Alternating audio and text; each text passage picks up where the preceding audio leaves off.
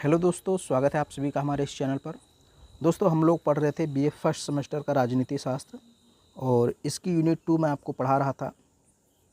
इसमें हम लोग एक टॉपिक पढ़ रहे थे, स्टेजेस ऑफ कॉन्स्टिट्यूशनल डेवलपमेंट, संवैधानिक विकास के चरण। और इसके अंतर्गत हम लोग एक्ट के बारे में पढ़ रहे थे, यानी कि हमारे संविधान का विकास कैसे हुआ, उसी के बारे में हम लोग कई एक्ट पढ़े।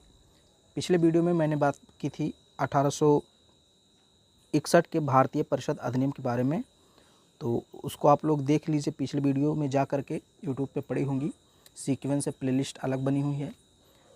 तो उसी के आगे आज हम लोग बात करेंगे 1892 का भारतीय परिषद अधिनियम क्या था और उसमें कौन कौन से प्रावधान थे। एक छोटा सा एक्ट है, ज़्यादा बड़ा नहीं, इसमें कुछ पॉइंट है आपको याद रखना है।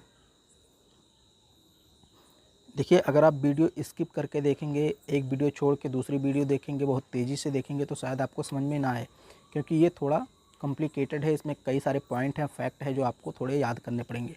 तो इसलिए आराम से देखिए और समझते चलिए, क्योंकि सारे एक्ट एक दूसरे से जुड़े हुए हैं। 1892 का भारतीय परिषद अधिनियम ब्रिटिश भारत में एक महत्वपूर्ण कानून था जो भारतीय परिषदों में सुधार लाने के उद्देश्य से पारित किया गया था। यह अधिनियम भारतीयों को प्रशासन में सीमित भागीदारी प्रदान करता था, कुछ हद तक विधायी निकायों के विस्तार की अनुमति देता था। इसके प्रमुख बिंदु निम्नलिखित हैं। अब ये बिंदु आपको याद रखना है। तो ये क्यों लाया गया था, पहले ये देख लीजिए। भारतीय परिषदों में सुधार के उद्देश्य से लाया गया था। भारतीयों को प्रशासन में सीमित भागीदारी दी गई, यानी उनको भी प्रशासन में शामिल किया गया। अब पॉइंट इसके देखते हैं, प्रावधान देखते हैं। सबसे पहले विधायी परिषदों का विस्तार किया गया। इसके अंतर्गत भारतीय विधायी परिषदों में सदस्यों की संख्या बढ़ाई गई, यानी जो विधानसभा या विधान परिषद जो होती थी उसके सदस्य संख्या बढ़ा दी गई। थोड़ा सा खांसी आ रही है। हालांकि अधिकांश सदस्य अप्रत्यक्ष रूप से चुने गए और उनकी सीमित शक्तियां थी, यानी कि जो विधायी परिषद थी उसमें सदस्यों की संख्या बढ़ाई तो गई, लेकिन वे प्रत्यक्ष रूप से नहीं चुने गए, अप्रत्यक्ष रूप से चुने गए। यानी कि एक बात याद रखिए, सबसे पहले चुनाव का कॉन्सेप्ट किस अधिनियम के तहत आया, तो 1892 के तहत। हालांकि याद रखिए, चुनाव शब्द का प्रयोग नहीं किया गया था, चुनाव शब्द का प्रयोग नहीं किया गया, लेकिन चुनाव का कॉन्सेप्ट या चुनाव की अवधारणा किस एक्ट के तहत आती है, तो भारतीय परिषद अधिनियम 1892 के तहत। और किस प्रकार चुना गया, अप्रत्यक्ष रूप से चुना गया, शक्तियाँ उनकी सीमित होती थीं। दूसरा पॉइंट है विधानमंडलों में चर्चा का अधिकार। इस अधिनियम के तहत सदस्यों को पहली बार बजट पर चर्चा करने का अधिकार दिया गया, लेकिन इसे स्वीकार करने या संशोधित करने की शक्ति नहीं थी।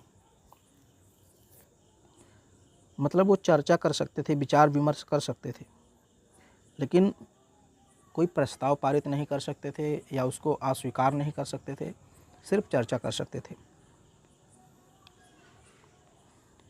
तीसरा था प्रश्न पूछने का अधिकार।